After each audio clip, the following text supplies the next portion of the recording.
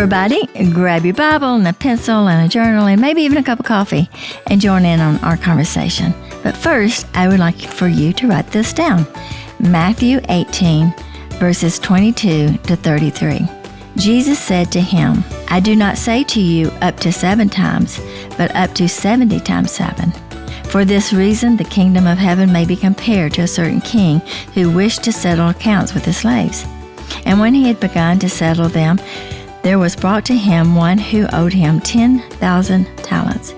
But since he did not have the means to repay, his Lord commanded him to be sold, along with his wife and children, and all that he had in repayment to be made. The slave, therefore, falling down, prostrated himself before him, saying, Have patience with me, and I will repay you everything. And the Lord of the slave felt compassion and released him and forgave him the debt. But the slave went out and found one of his fellow slaves who owed him 100 denarii, and he seized him and began to choke him, saying, Pay back what you owe. So his fellow slave fell down and began to entreat him, saying, Have patience with me, and I will repay you. He was unwilling, however, but went and threw him in prison until he would pay back what was owed. So when his fellow slaves saw what had happened, they were deeply grieved and came and reported to the Lord all that had happened.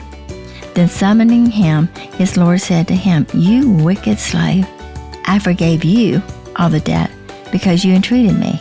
Should you not also have had mercy on your fellow slave, even if I had mercy on you?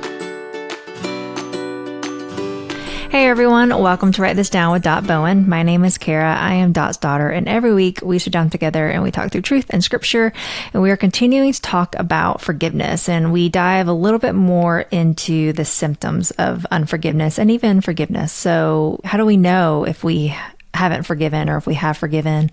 And we share a lot of personal examples and just personal things that we have, both me and my mom have gone through, and how we've seen forgiveness and unforgiveness played out in our own lives. And I'll also add, if you have not listened to last week's we talk a little bit more about what forgiveness is, whereas this week we're talking more about what does it look like? How do we know if we've forgiven or not?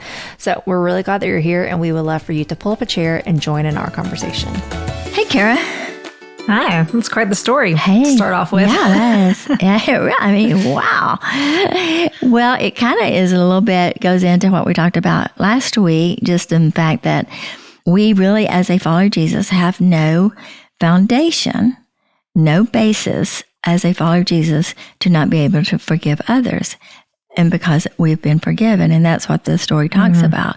He just says, gets mad. And so Peter had come up and talked about, like, how often should we forgive? Because he was either talking culturally, which is what we deal with, like, culturally, what does that forgiveness means? And I think we talked a little bit, last week of what, forgiveness is and what's not. But I think that a lot of people, and we talked about this last week, thought, well, because we're Christians and stuff, and people forgiven us, that it's just, it's just hard to forgive people, or it's just a blind spot, or, and so we make excuses why we can't forgive others.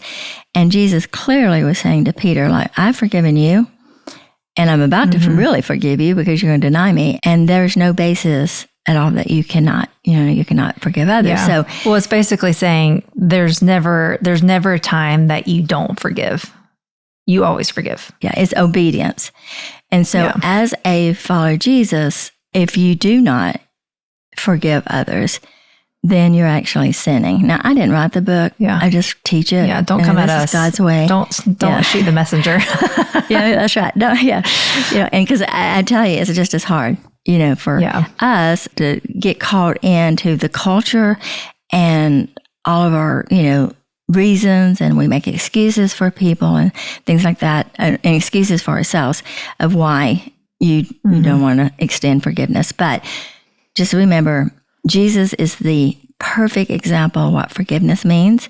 I will say this, that as we talk about today, we're going to talk a lot about the symptoms and things, that how we know if we haven't really forgiven them, because, I said I forgive them, and then I still have some of the issues that I have, with people, with this person that I say that I've forgiven them, and how do we know whether or not it's forgiveness or boundaries or, those kind of things. So there's certain things that we're going to talk about. But I will say this, is that if you're not a follower of Jesus, if you've not decided and understand what it means to be a follower of Jesus, if you've not been able to really been feeling forgiven by God, then even if you're this person, to forgive other people, which we're going to talk about today, will benefit you. Oh, you're saying even if you're not a Jesus follower, right. Forgiveness is always, as a follower of Jesus, the basis of our, like, if we're struggling, thinking like, well, I don't want to forgive, or should I forgive? It always comes back to the believer being like, but I have been forgiven by God, so I will forgive out of that and forgiveness. But what you're saying is, but also there is truth and freedom, and like forgiving is this, it's a truth, and it's a freeing truth regardless if you're a believer. It's just more of the reason why you're forgiving is different as a believer versus not a believer. But you're going to benefit. Yeah, you're going to benefit from extending forgiveness to other people who hurt you. But one of the things I will have to say that there would be the difference between a follower of Jesus and someone that's not, and they're just going to do it, is they would not have the Holy Spirit within them to do it, because forgiving someone is extremely difficult, mainly because we want whoever's hurt us to pay for it. And here's the meaning is this: forgiveness is the release. That's very important, on the part of the creditor or offended party of any expectation that a debt will be repaid, or that an offender will receive punishment for an offense.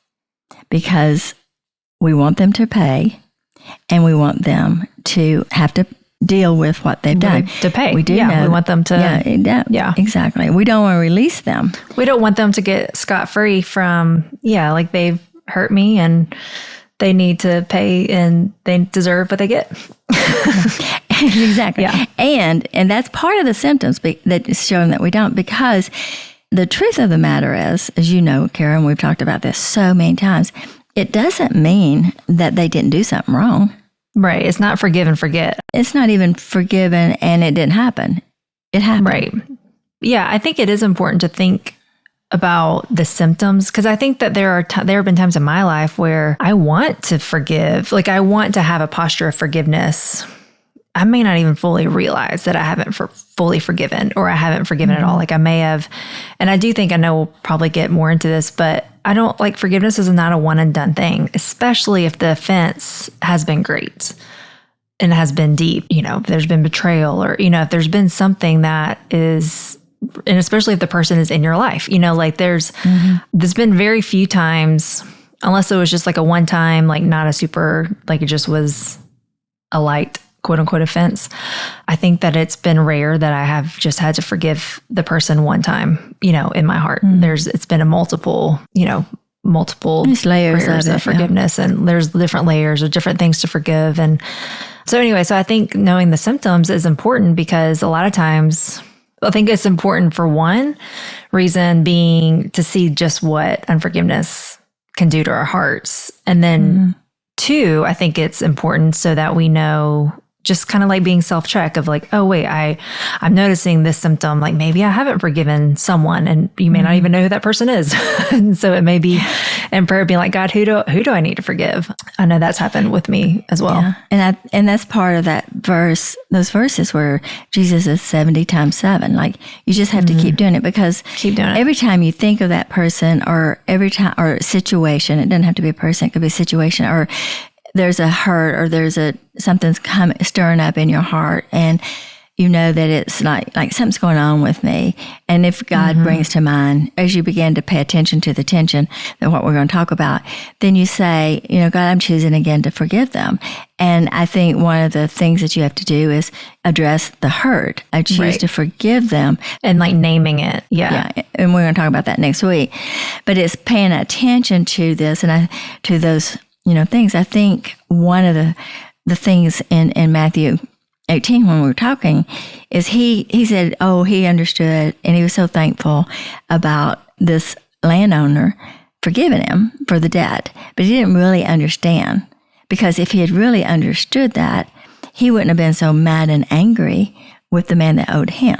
So there's this, as we're talking about the symptoms and stuff, we know that just even looking at this illustration, that metaphor that Jesus was telling Peter to give him an understanding of what it means. I think the fact that the guy was angry, he felt entitled. And those are some of the symptoms in anger and entitlement. Anger and entitlement. Like you owe me. You owe me. And so again, now go back to the meaning of forgiveness. We release them of owing us. Now, that doesn't mean they're not going to stand before holy God and give an account for it.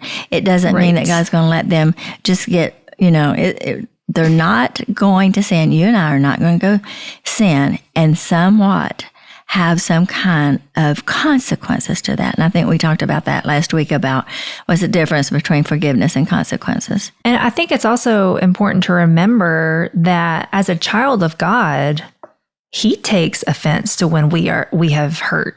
Absolutely. When we have hurt someone and when we have been hurt, like he's not, he's what attention. Parent will look at their child and say, oh, like, I don't care that you've been hurt. And, he sees and he cares. And so I think I have to remember that too of no, if you've truly been wronged, God sees that and God will take care of that with that person. And for me, I have to remember that as well. Is God is not happy either, there's more than there's sin involved and he does not take sin lightly. And so I think I have to, when I am forgiving, it's just more of releasing those consequences, releasing how the wrong is dealt with, giving it to God and being you are going to vindicate me. You are going to take care of it better than I could take care of it.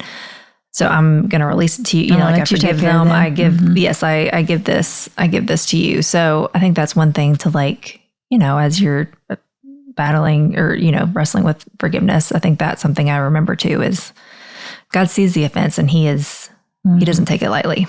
Exactly. And I think one of the symptoms is that, is knowing whether or not we haven't forgiven, is the anger. The anger, even with this man, in the parable, it's the anger. Like when I see them or I remember something or I think about what they did or I think about the situation stirring up with me, I begin to get mad all over again. I think it's like an anger. Yeah. But sometimes I think it's a different kind of anger because sometimes I can get mad at the sin, maybe not at the person. I can be mad at whatever the sin is, but if it's this anger that's stirring up hate, that's the symptom for me, is because I can be mad that I was lied to, or I can be mad that, I don't know, whatever, someone hurt me. Cheated on you, hurt you. Yeah, cheated on me. Yeah, I'm going to be mad. I can be mad at that sin, but when that anger turns into hate, when I start hating that person or I start feeling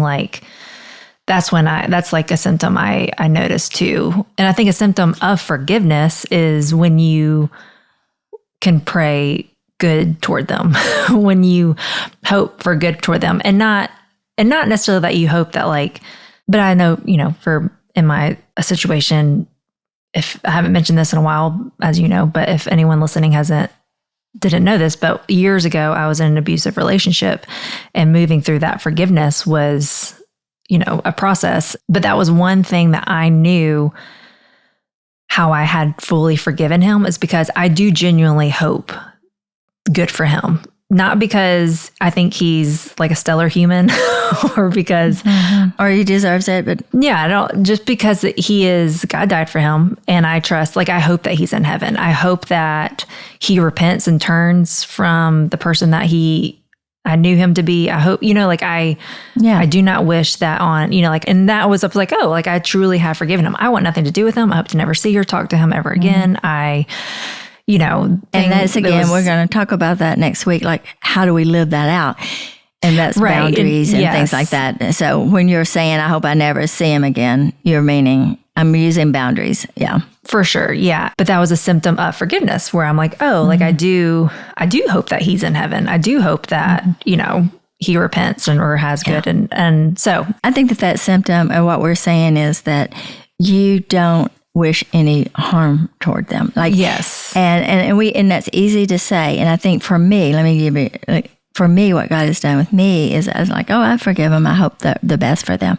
But then when I hear something really good's happening, I have to check my heart and go, well, why is it everything so great going with them? It's like, oh, they don't deserve this, or they don't deserve right. And so there's another way of just being able to pay attention to it. It's like, and again, I want to go back to this. It's very, very easy for you and I and anyone else to just say, yeah, I've forgiven them. But God will put us in situations sometimes to let us know if we really have and we're not deceiving ourselves. We mean it at the time. I believe that for you, and I believe it for me and most other people. Yes, I have forgiven them. And I think that the reason God allows us to pay attention to these symptoms is because it's going to destroy us. I love the quote, Carrie Fisher about resentment says this: resentment or bitterness, anger, is like drinking poison and then waiting for the other person to die. So I think that God is knowing you're drinking poison, wishing they're dying, but it's killing you. Yeah. And I got to let you know this. You've got to be aware of this because you're drinking poison. And that's what bitterness and resentment and anger is. And that's why I think that we have to pay attention to these symptoms, because every symptom is there's something greater going on.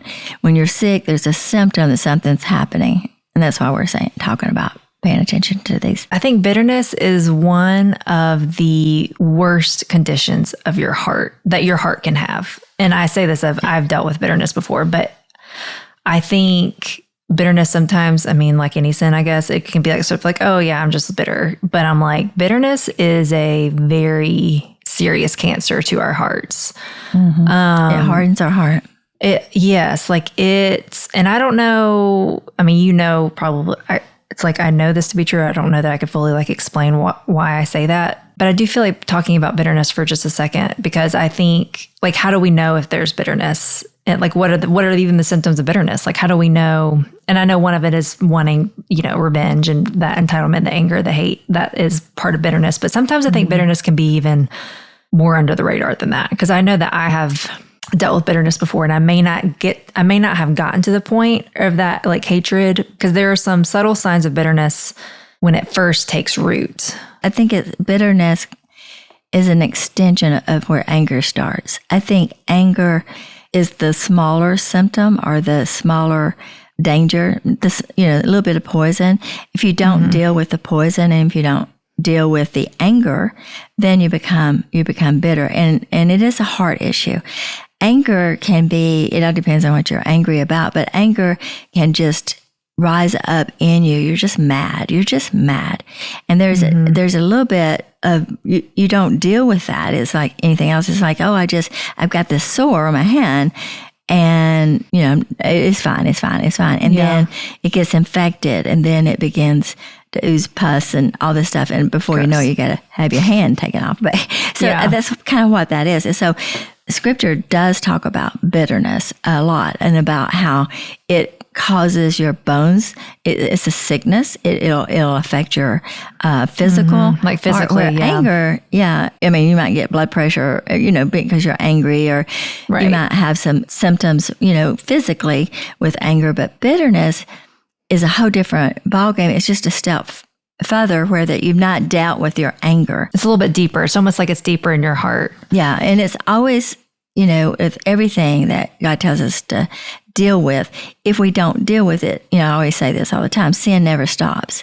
And so if you don't deal with it, then it goes further and goes, deeper. But I think bitterness talks about the waxing of your bones and everything. And if you've ever been around someone that's bitter, you just know they're just critical. They have a critical spirit.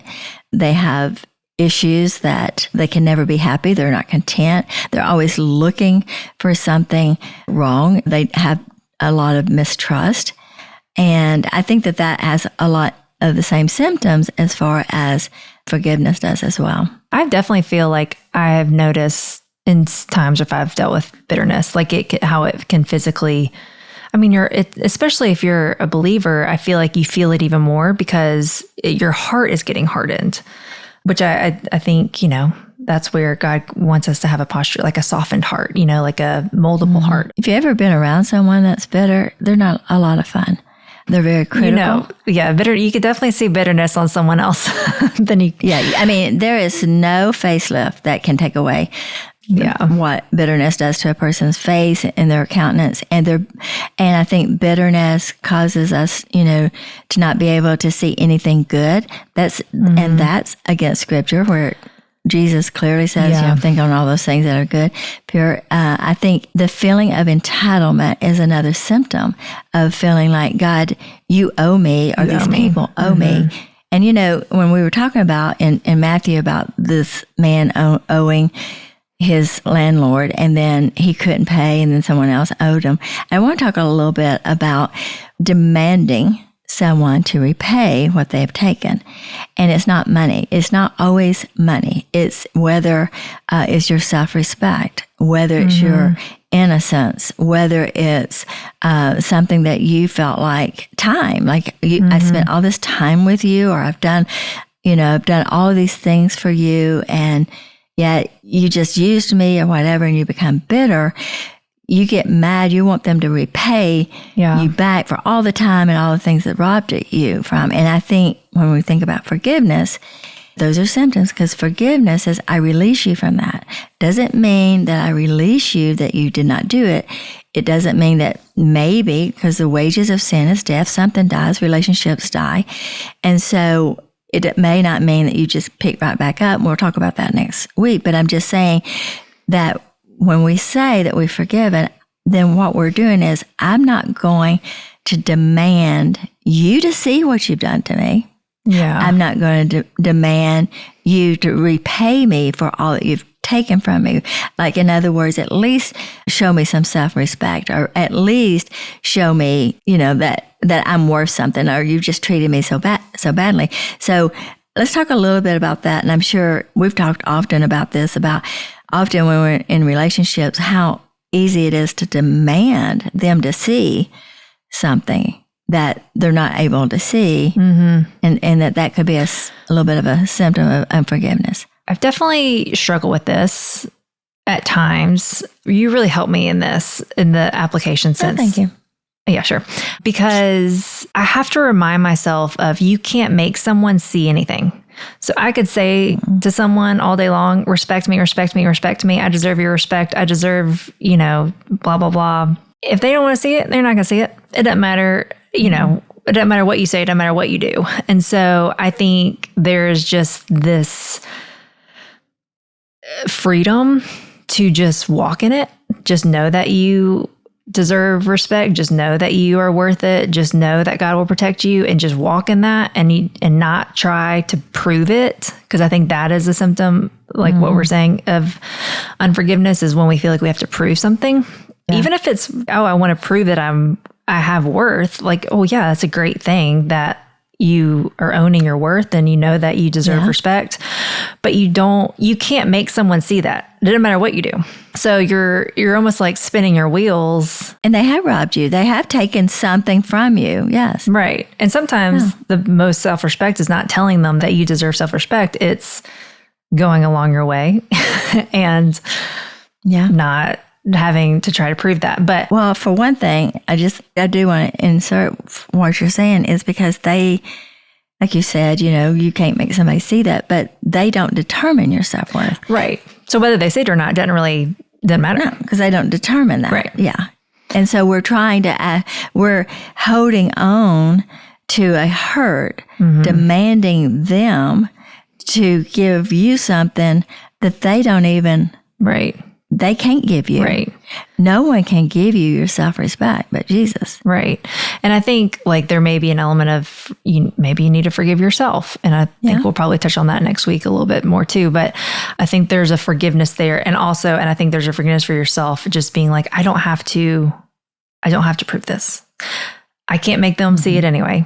So, and it's up to the Lord. Like, this is the Lord. Like, this is between, and like we said last week, forgiveness is between you and the Lord. It just releases the other person for God to do whatever he's going to do in the other person's heart and life.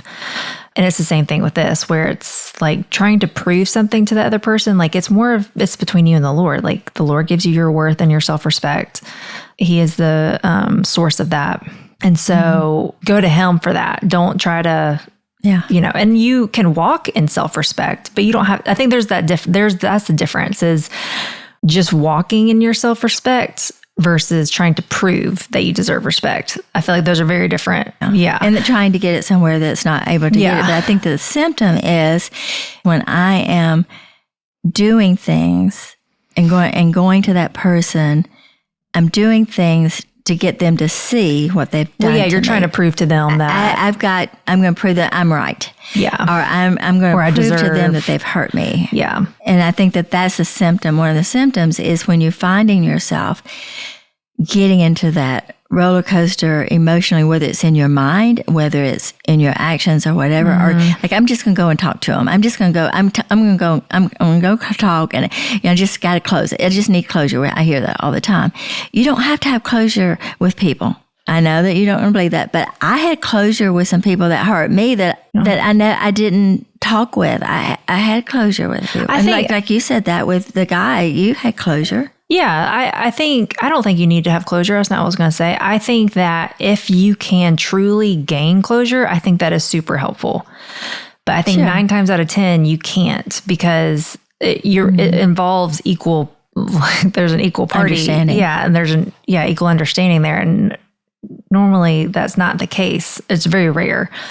And so, I think the bondage of needing closure keeps us attached to things that we don't need to be attached to, because we just want, we've convinced ourselves we need closure. But I think the closure is between you and the Lord. And like I said, maybe sometimes it can happen with the other person, but I think it's more so, it goes back to it's between you and the Lord. Like, I think that's where you get the closure. And too, it's between them and the Lord. Let God deal with them. And, as well, I think that I wrote down just a couple things of symptoms with me. If I deal with a lot of anger, am I bitter? Do I have a really hard time trusting someone?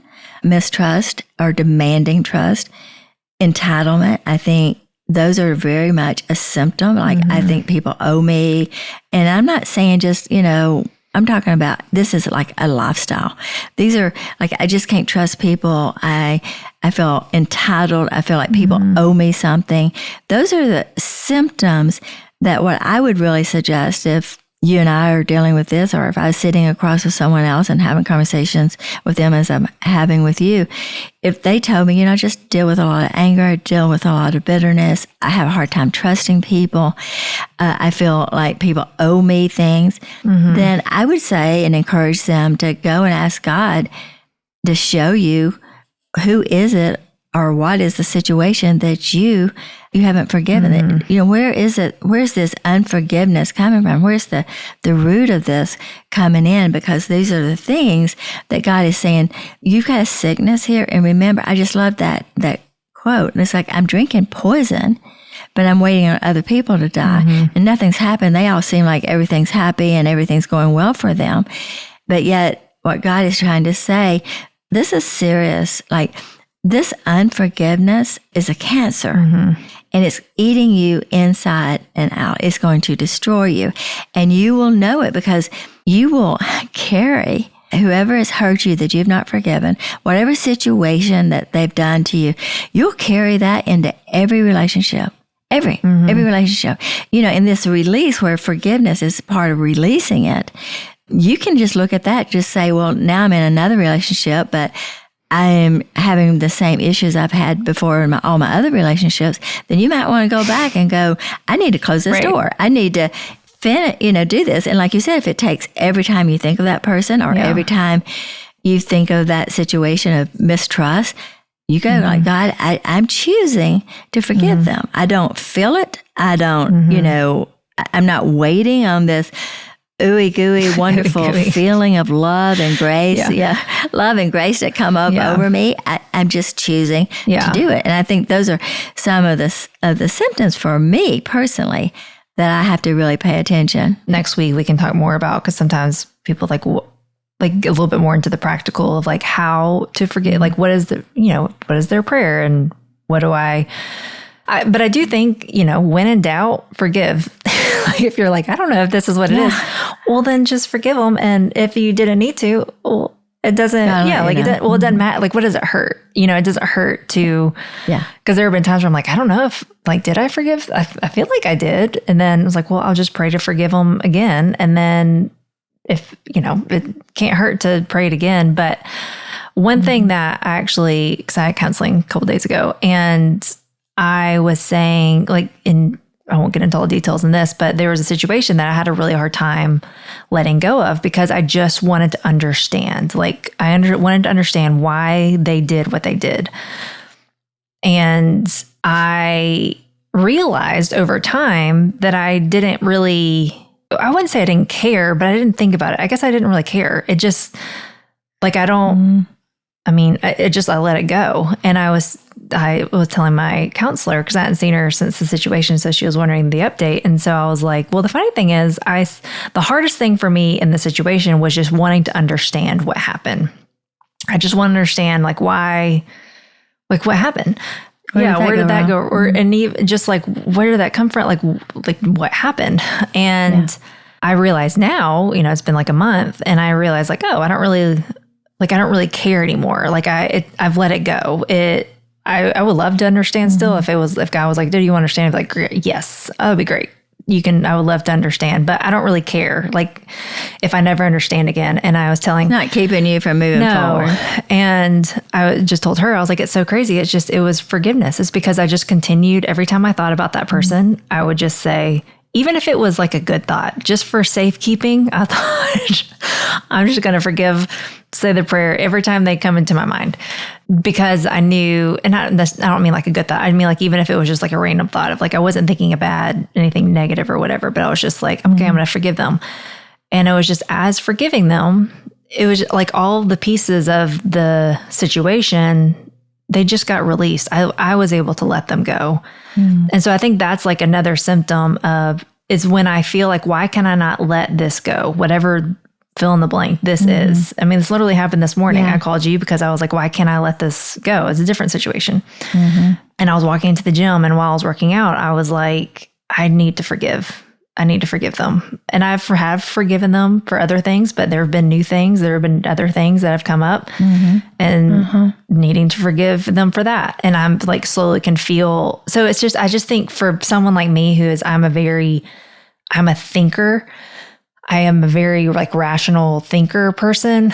And so sometimes I'm not a feely, up in my feels kind of person. And so for me, how the enemy can sometimes keep me in a situation, and one of the symptoms for my type personality is when I'm trying to understand cognitively, like when I'm like, I want to understand something.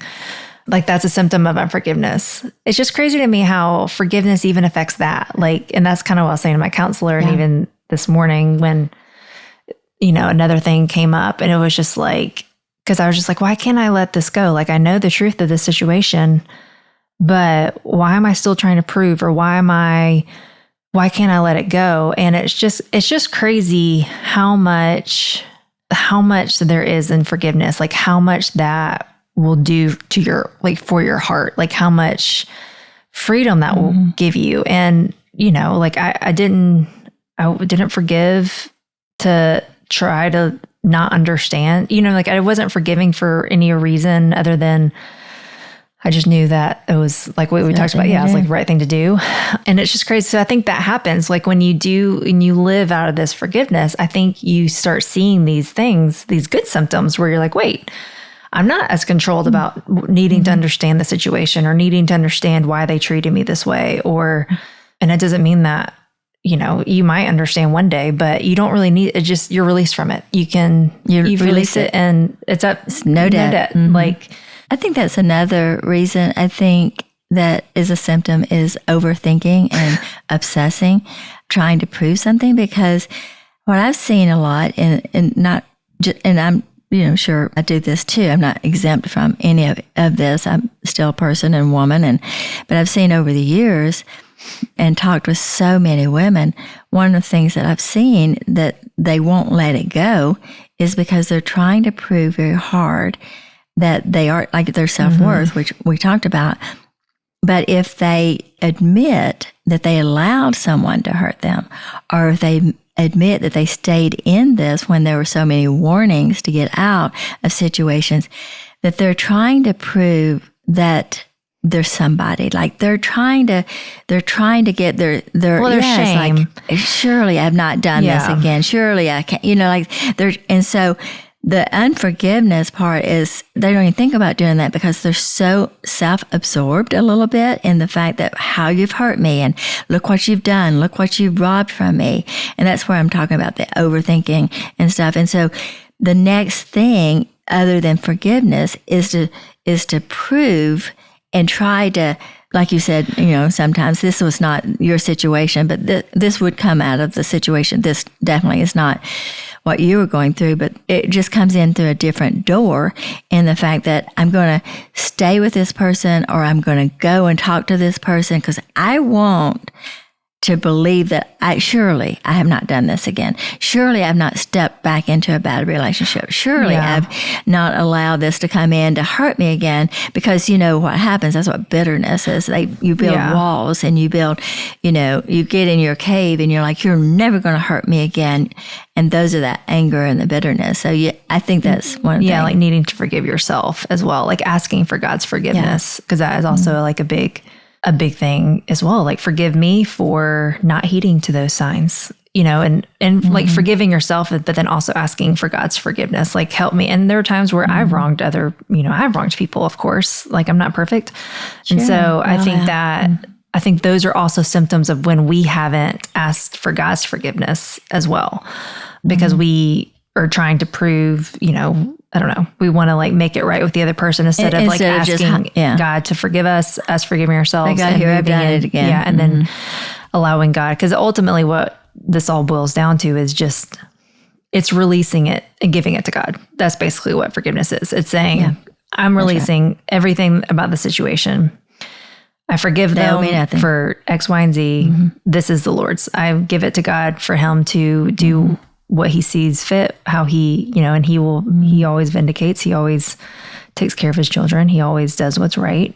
I mean, we wronged him over and over again. Yeah. I want to end on this. You talk a lot about your personal life and, about where God is, teaching you forgiveness and stuff. And, of course, I'm very thankful that Howard, many years ago forgave me for, a lot of things. And you have to, no matter what happens when you're living together with people and trying to have a godly marriage, there's going to be times when you're going to wrong the other person and stuff. And how God, how Howard has always been very loving and forgiving.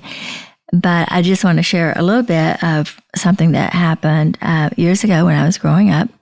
I have 2 sisters and 1 brother, and it was 4 of us. And the brother, was a little bit different than us. He, was blonde-headed. I was blonde-headed, but he was short, but he was a guy. He was he was a boy. Like, you don't, and the 3 girls, we all looked the same and stuff. And so over the years, everybody, make jokes about, like, what does the mailman look like and stuff like that. I'm like, what are you talking about things? And so anyway, over the years, we, just kind of laughed about it, and we'd tell my mom and dad, and they just laugh, you don't pay attention to them, that kind of stuff. And so I'm married and I have children, and my older sister has gone to visit my dad's cousin, and we're over there.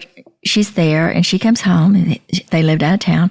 She comes home. She goes, Doris and Jenna, we got to talk. And I'm like, what are you talking about? And it's this, we didn't know what in the world Joy was going to say and stuff. And so she says to me that this aunt told her that my brother was not my real brother, that he was my half brother, that my dad had an affair, and that he and the woman that he had an affair with had a baby, and my mother raised.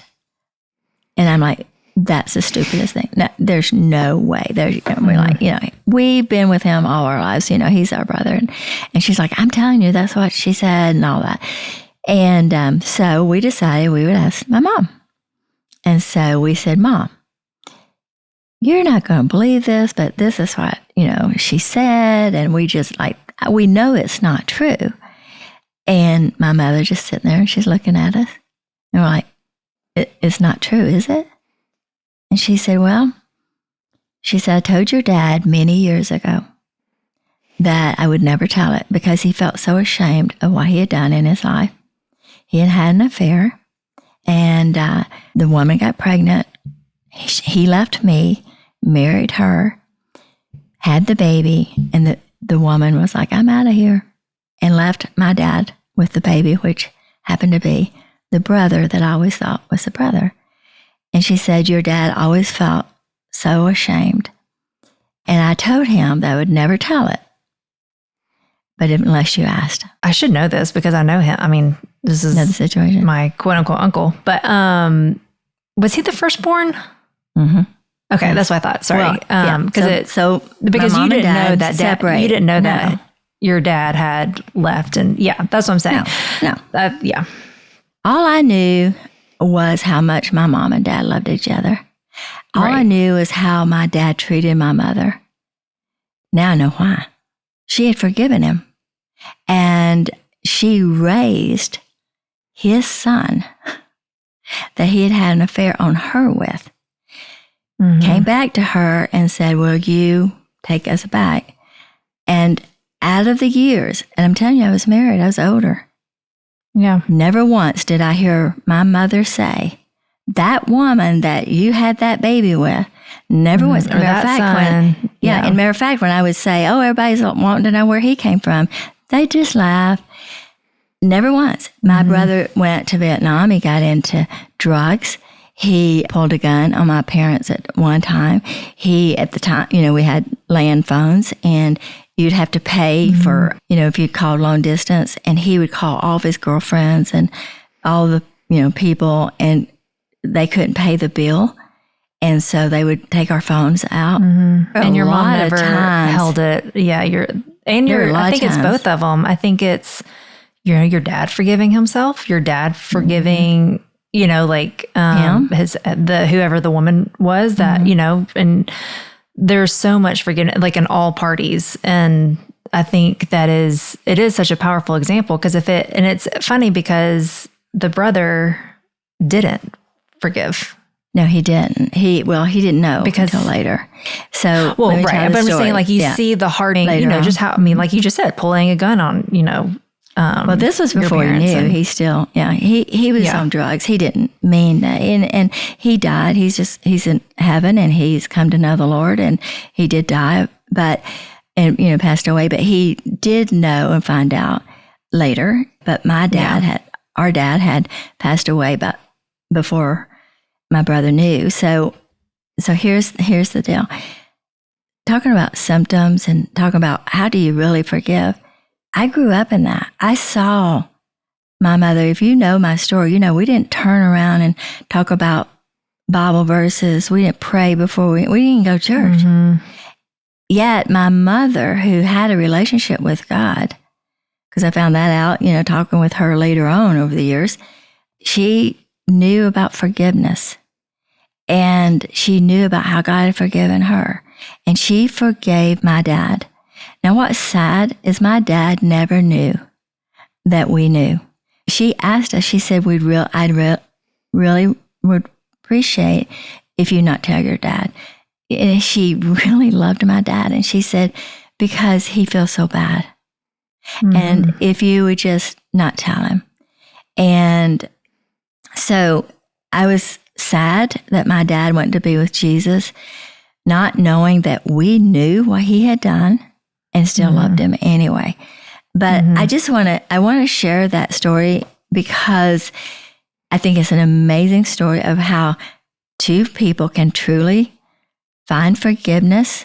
That my mother, who was not a strong believer, didn't know a lot about, when I say strong believer, she had a great relationship with God, but she didn't just go around, she wasn't standing on the corner with a cross on her back telling everybody that they need to, repent. But I just feel like if she had not truly forgiven my dad and just brought him back, there in those moments when my brother was acting, there would have been. I wouldn't know. We had no idea. We had no idea. And I think that as I close in this, is that you never know what's at stake if you don't forgive. You never know who's watching. You never know your own heart, your own life. I think the point of the story is not that if someone's hearing this and they've been cheated on, that you need to bring, it's like, we don't know what God will want to do in your story, but it's just the power of forgiveness, the power of when you truly forgive and fully forgive and giving it to the Lord, and what God can do with that. The freedom that my mother had and the love that my mom and dad, my dad certainly adored and worshiped my mom because he understood he knew how she had forgiven him, but you never know about the consequences, or you never know what God has ahead, because like you said, he was the firstborn for him. But then my older sister came, then I came, and then my younger sister, Janice. We wouldn't be here. You wouldn't be here. God had a big, big plan. Bigger plan, yeah. Bigger plan. And you just never know what God's going to do. And what I want to say as we close, when God says, forgive because you've been forgiven, he's not saying it because he's a dictator and he's demanding you. He's saying it because he knows he's got a better plan for your life, and it's a lot better and more powerful than you will ever know. You just never know what God is going to do. You never know what hangs in the balance. And as I, look at you and I look at me and my kids and my grandkids, like, if my mom never took my dad back and said, you cheated on me. And again, this is their story. I'm not saying that everybody's listening here should, bring their husbands back and raise their children, other people's children. I'm not saying any of that. Yeah. It was like, we don't know what God's asking you to do in your story. But what we do know is God is saying, forgive. That's what we do know. And that God doesn't ask us to do anything that is not for our good and his glory. And you never know what hangs in the balance. Thanks for listening. I'm so glad that you could be a part of our conversation. To continue the conversation, you can find Dot on social media at .bowen or visit her website, .bowen.com. Subscribe, like, and share with your friends, and we will see you next week on Write This Down with Bowen.